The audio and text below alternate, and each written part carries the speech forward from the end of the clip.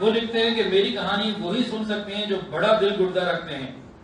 کہتے ہیں کہ لاہور میں خون سے لتری ہوئی گاڑی 15 تک پہنچی تھی، جس کے سینکڑوں مسافروں کو ریاست پٹیالہ میں بھٹنڈا کے مقام پر بے دریغ قتل کر دیا گیا تھا۔ اس گاڑی سے صرف 8 مسلمان اتارے گئے جو بری طرح زخمی ہو چکے تھے، جبکہ اس گاڑی میں کل 9 ڈبے تھے اور 1000 کے بیٹھنے کی گنجائش تھی، بیٹھ سکتے تھے۔ یہ لکھ رہا ہے۔ اس گاڑی پہ مسلمان پناہ گزین آ رہے تھے، جیسے ہی گاڑی رکی مسلح سکھوں نے غول در غول چاروں طرف سے حملہ کیا اور فوج کے حفاظتی دستہ ایک طرف کھڑا مسلمانوں کے قتل عام کا تماشا دیکھتا رہا۔ یہ لکھتا ہے خصوصی نمائندہ ڈیلی میل کا کہ ہماری گاڑی جب لاہور سے دہلی کی جانب روانہ ہوئی تو پاکستان کی سرحد عبور کرنے کے بعد میں نے جا بجا ایسے مناظر دیکھے جو حد درجہ ہولناک تھے۔ گدوں کے غول ہر گاؤں کے قریب ریلوے لائن کے قریب اکٹھے ہو رہے تھے۔ ہماری گاڑی سے ذرا فاصلے پر انسانی لاشوں کا ایک ڈھیر نظر آ رہا تھا، اور میرے دیکھتے ہی دیکھتے پولیس کے سپاہی وہاں لاشوں سے لدی ہوئی ایک بیل گاڑی اور لائے اور ان لاشوں کے اوپر مزید لاشیں ڈال دیں۔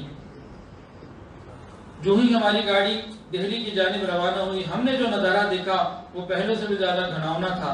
ہم نے دیکھا 4 سکھ 6 مسلمان لڑکیوں کو بے دردی کے ساتھ زدوکوب کر رہے ہیں۔ آگے میں پڑھ نہیں سکتا، اگر آپ لوگوں نے خرید لی، جس کی مجھے امید خاصی کم ہے، تو خود پڑھ لیجیے گا۔ مفتی اعظم پاکستان حضرت مولانا مفتی محمد رفیع عثمانی رحمۃ اللہ علیہ فرماتے ہیں کہ 1946 میں جب تحریک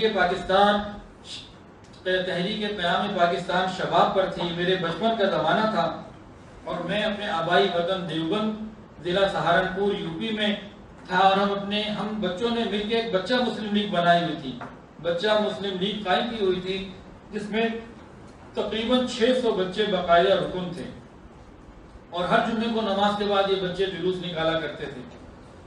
آگے لکھتے ہیں کہ مسلمانوں کی جس نسل نے پاکستان بنایا تھا وہ تو تقریباً رخصت ہو چکی، اور جس نے پاکستان بنتے دیکھا وہ بھی رخصت ہوتی جا رہی ہے، لیکن رخصت ہونے سے پہلے اس کی ایک ذمہ داری یہ ہے کہ ان تاریخ ساز نعروں کی آواز اور بازگشت نئی نسل کو پہنچاتی رہے، کیونکہ صرف نعرے ہی نہیں، یہ ہمارا قومی منشور ہیں جو ہمارے رہنماؤں نے سوچ سمجھ کر ہمیں دیے ہیں۔ پاکستان کا مطلب کیا؟ لا الہ الا اللہ، مسلم بھائی بھائی۔ ہمارا یہ کیا لکھتے ہیں کہ ہمارا یہ نعرہ کانگریسیوں کے نعرے ہندو مسلم بھائی بھائی کے جواب میں ہوتا تھا۔ وہ یہ کہتے تھے ہندو مسلم بھائی بھائی، اور اب اس میں نے بہت ساری تفصیلات چھوڑ دی ہیں۔ اس قسم کی تفصیلات تھیں کہ جو ان کا متحدہ قوم کا تھا وہ سلسلہ یہ تھا، وہی چاہتے تھے کہ ہندو ہندو نہ رہے، مسلمان مسلمان نہ رہے، اس بنیاد کے اوپر۔ اور کچھ دن پہلے واٹس ایپ کے اوپر کہیں سے ایک آیا ہوا تھا، ایک عجیب بات میں نے پڑھی، اس میں یہ لکھا ہوا تھا کہ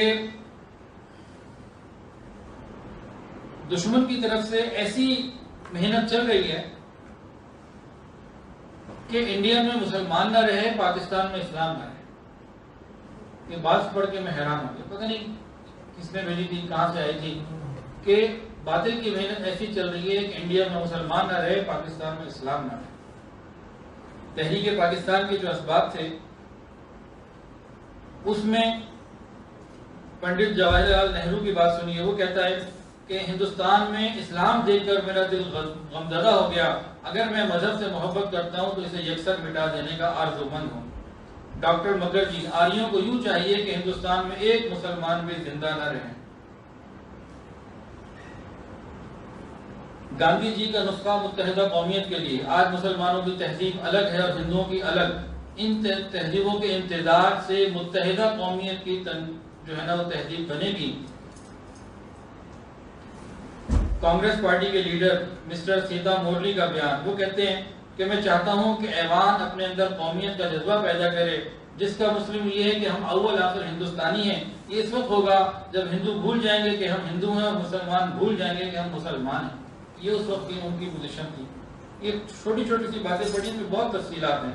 تو شفیع احمد فرماتے ہیں کہ جو نعرے تھے یہ منشور تھا ہمارا، پاکستان کا مطلب کیا؟ لا الہ الا اللہ، مسلم مسلم بھائی بھائی، لے کے رہیں گے پاکستان، دینا پڑے گا پاکستان، بٹ کے رہے گا ہندوستان، بن کے رہے گا پاکستان، اپنا سر کٹائیں گے پاکستان بنائیں گے، سینے پر گولی کھائیں گے پاکستان بنائیں گے، خون کی ندیاں بہائیں گے، پاکستان بنائیں گے، پاکستان زندہ باد، نعرہ تکبیر، اللہ اکبر، اس طرح کے نعرے بچوں میں بھی تھے اور بڑوں میں بھی تھے۔ تو قربانیوں کی بہت طویل داستان ہے۔